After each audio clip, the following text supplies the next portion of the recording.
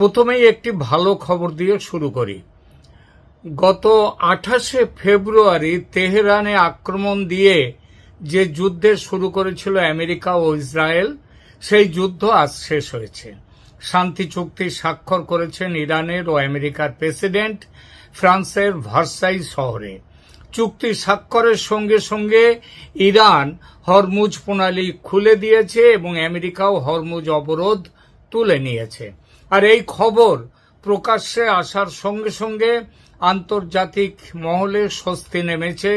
তেলের বাজারে ক্রুড অয়েলের দাম প্রায় 1.5% নিচে এসে গেছে। একটা কিন্তু যদিও আছে, একটা কাঁটা, সেটা ইসরায়েল। লেবাননে হেজবোল্লার বিরুদ্ধে আক্রমণ থামাতে রাজি নয় ইসরায়েল, এটাই একটা কাঁটা। এই খবরের পর আমরা আসব ভারত আমেরিকা সম্পর্কের যে ছবি দেখা গেল ফ্রান্সে G7 বৈঠকে, সেই বিষয়টিতে। ভারত G7 এর সদস্য নয়। এর সদস্য হলো Canada, France, Germany, Italy, Japan, United kingdom এবং ইউনাইটেড স্টেটস, এই 7টি দেশ। কিন্তু কিছু অন্য আমন্ত্রিত দেশও আছে, তাদের মধ্যে চীন, রাশিয়া নেই। এর মধ্যে যদিও উল্লেখযোগ্য অবশ্যই ভারত, গ্লোবাল সাউথের প্রতিনিধি ভারত। আর G7 এর অফিসিয়াল ফটোশুটের ছবির দিকে তাকালে দেখবেন স্থায়ী সদস্য দেশ না হয়েও প্রধানমন্ত্রী মোদি দাঁড়িয়ে আছেন সামনের সারিতে। আয়োজক ফরাসি রাষ্ট্রপতির ডান পাশে ট্রাম্প, বাম পাশে মোদি। আর এই ছবিটাই বুঝিয়ে দেয় ভারতের গুরুত্ব। এখানে আলোচনা করব ট্রাম্প এবং মোদির 16 মাস পর এই মুখোমুখি দেখা কি বার্তা দিল, আর এই বার্তার মধ্যে বাংলাদেশ কোথায় আছে এবং কিভাবে আছে। সেই আলোচনায় যাওয়ার আগে 3টি ছোট্ট ছবির কথা বলবো। মোদি তার দিকে এগিয়ে আসতেই ট্রাম্প যেভাবে উঠে দাঁড়িয়ে হাত মেলালেন মোদির সঙ্গে, সেটি।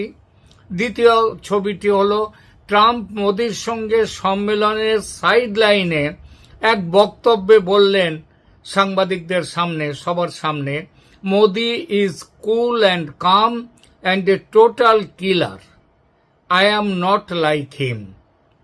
এবং তৃতীয়টি, ট্রাম্প এটাও বলেছেন, we don't have a contract, but if they were attacked we would be there to help them.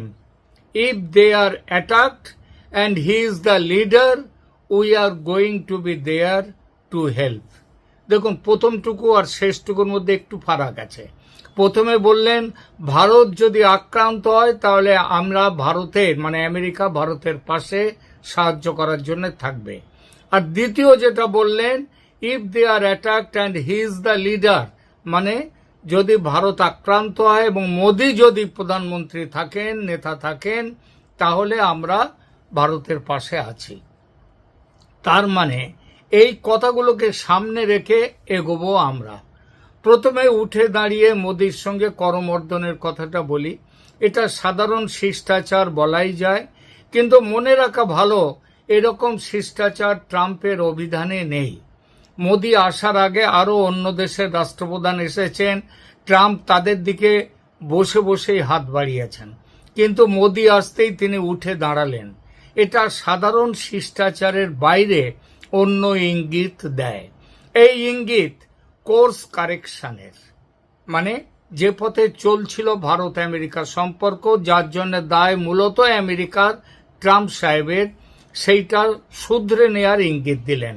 সবাই জানেন গত 16 মাস ভারত আমেরিকা বা ট্রাম্প মোদির সম্পর্ক অপারেশন সিন্দুর নিয়ে, ট্রেড ট্যারিফ নিয়ে, ট্রেড এগ্রিমেন্ট নিয়ে কোন পর্যায়ে পৌঁছেছে।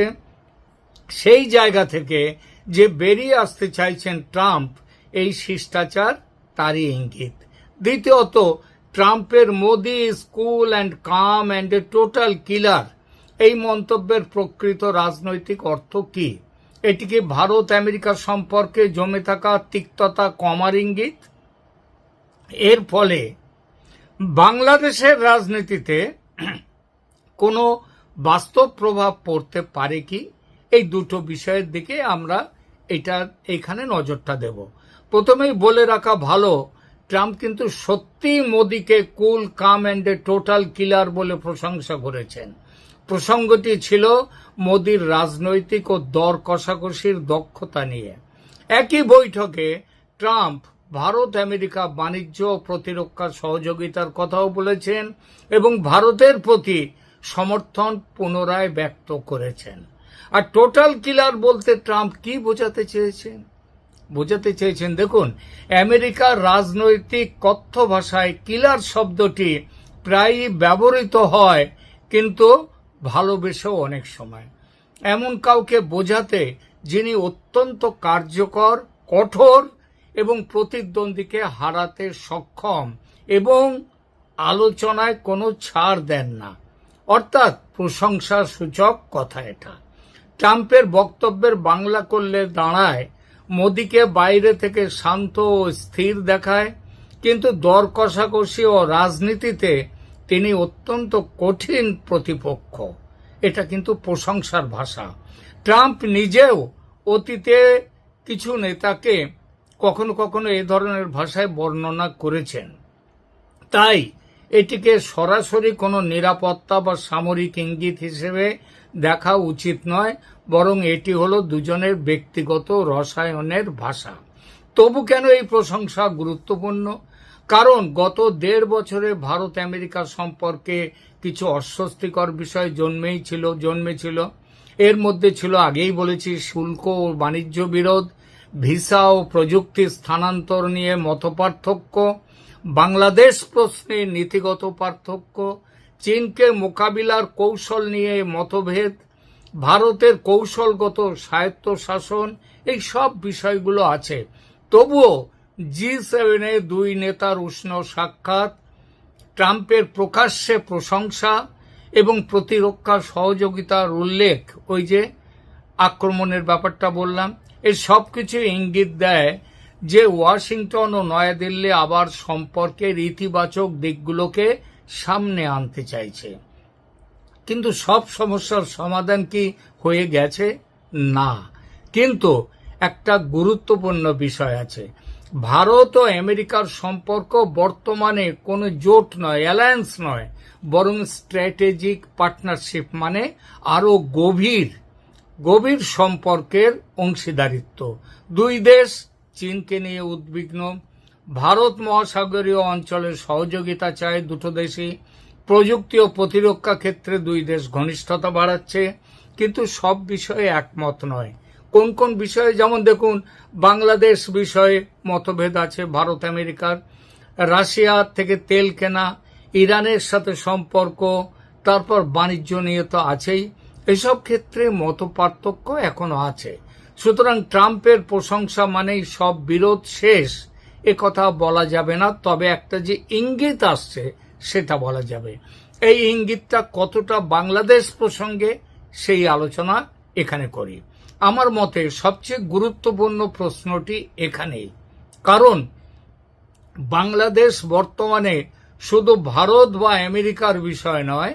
বাংলাদেশ এখন ভারত, চীন, আমেরিকা, জাপান, ইউরোপীয় ইউনিয়ন, এমনকি রাশিয়া, এদের সবার প্রতিযোগিতার ক্ষেত্র হচ্ছে বাংলাদেশ। আমেরিকার প্রধান উদ্বেগ, ওয়াশিংটনের দৃষ্টিতে বাংলাদেশ খুবই গুরুত্বপূর্ণ। এই গুরুত্বের জন্য পেছনে আবার আছে চীনের ভূমিকা। এই গুরুত্বটা আরো কেন? কারণ বঙ্গোপসাগরের জন্য, ভারত মহাসাগরীয় নিরাপত্তার জন্য এবং চীনা প্রভাব নিয়ন্ত্রণের জন্য। আমেরিকার সবচেয়ে বড় উদ্বেগ হল বাংলাদেশ যেন সম্পূর্ণভাবে চীনের কৌশলগত প্রভাব বলয়ে চলে না যায়। এই কারণে বাংলাদেশের রাজনৈতিক স্থিতিশীলতা আমেরিকার কাছে খুব গুরুত্বপূর্ণ। আজকের খবর, বাংলাদেশ প্রধানমন্ত্রী মালয়েশিয়া হয়ে চীন সফরে যাচ্ছেন, মানে প্রথমে যাচ্ছেন মালয়েশিয়া, তারপরে চীন সফরে, কিংবা বলা যায় চীন যাওয়ার জন্যেই তিনি মালয়েশিয়াতে যাচ্ছেন, অর্থাৎ ভারতকে ব্রাত্য রাখছেন। এই খবর আমেরিকার কাছে আগে থেকেই আছে। এর অর্থ বাংলাদেশ ক্রমশ চীনা বলয়ে ঢুকছে। তার ফলে গতকাল যখন এই বাংলাদেশ প্রসঙ্গকে মাথায় রেখেই কিন্তু আমেরিকা এই কথাগুলো বলেছে ভারত সম্পর্কে। এখানে ভারতের অবস্থান কি? ভারতের অবস্থান গত এক বছরে বাংলাদেশ নিয়ে মোটামুটি স্পষ্ট। নয়াদিল্লি চায় বাংলাদেশে এমন একটি রাজনৈতিক বন্দোবস্ত হোক যেখানে নির্বাচন হবে অন্তর্ভুক্তিমূলক, সেখানে আওয়ামী লীগকে বাদ দিয়ে নির্বাচন হবে না এবং আন্তর্জাতিক গ্রহণযোগ্যতা থাকবে। বাংলাদেশের এই ফেব্রুয়ারিতে যে নির্বাচনটি হলো সেখানে অন্তর্ভুক্তিমূলক নির্বাচন হয়নি এবং সেই নির্বাচনের গ্রহণযোগ্যতা নিয়ে স্বয়ং জামায়াতে ইসলামী, সেখানকার প্রধান বিরোধী দল, তারা কিন্তু বক্তব্য দিয়েছে, তারা বিরোধিতা করেছে। ভারতের দৃষ্টিতে আওয়ামী লীগ কেবল একটি দল নয়, এটি ভারতের দীর্ঘমেয়াদী নিরাপত্তা স্থাপত্যের অংশ। তাই ভারত ইনক্লুসিভ পলিটিক্যাল প্রসেসের কথা বলছে। এর সঙ্গে বাংলাদেশের ইসলামী মৌলবাদের পথে পুরোপুরি চলে যাওয়ার বিরুদ্ধে আওয়ামী লীগ একটি বড় গ্যারান্টি। মানে আওয়ামী লীগ থাকা মানেই বাংলাদেশে ইসলামী মৌলবাদ একটা নিয়ন্ত্রণের মধ্যে থাকবে। বাংলাদেশে শেখ হাসিনার 15 বছরের সরকার সেটা দেখিয়ে দিয়েছে। ট্রাম্প মোদি ঘনিষ্ঠতা কি তাহলে এই অবস্থানকে শক্তিশালী করবে? এর স্পষ্ট উত্তর হ্যাঁ, প্রত্যক্ষভাবে এবং পরোক্ষভাবেও। কারণ ট্রাম্প প্রশাসন সিদ্ধান্তে মোটামুটি পৌঁছে গেছে যে বাংলাদেশে চীনের প্রভাব কমাতে ভারতের সঙ্গে সমন্বয় করা দরকার। না হলে বাংলাদেশ সম্পর্কে, এই ভারত সম্পর্কে ওই কথাটা বলতেন না ট্রাম্প সাহেব যে মোদি কাম অ্যান্ড কুল অ্যান্ড টোটাল কিলার, এবং তারপরেই তিনি আবার এটাও বলতেন না ভারত আক্রান্ত হলে আমরা পাশে। তাহলে ওয়াশিংটন বাংলাদেশের ব্যাপারে ভারতের মতামতকে এবার আগের তুলনায় বেশি গুরুত্ব দেবেই। এটি বাংলাদেশের রাজনৈতিক সমীকরণে প্রভাব ফেলবেই। তাহলে কি আওয়ামী লীগের প্রত্যাবর্তনের সম্ভাবনা বাড়বে? এর উত্তর হলো অবশ্যই, কারণ সেটাই স্বাভাবিক।